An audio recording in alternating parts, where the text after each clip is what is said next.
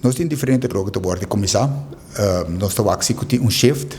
Por exemplo, o tempo na época da com hopi, cocaína também for de Colômbia, na aeroporto seguro, para o que ele vira hopi menos. E aceita, danke na hecho na aeroporto de Colômbia mesmo, não tem controle hopi mais severo, e ele põe com aqui na trabalho para nós da cabina.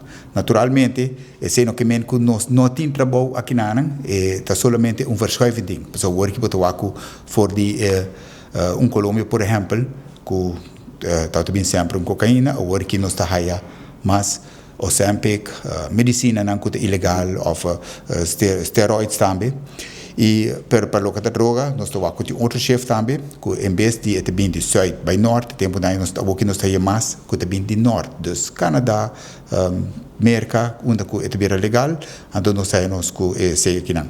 Aunque como digo bisa que no acabamento de ano nós estamos catch hobby grande, hobby bom, de marihuana que é bem fora de Colômbia. Então, é queda. Normal, ela vira mais trabalho, a equipe só tem de 2 bandas também.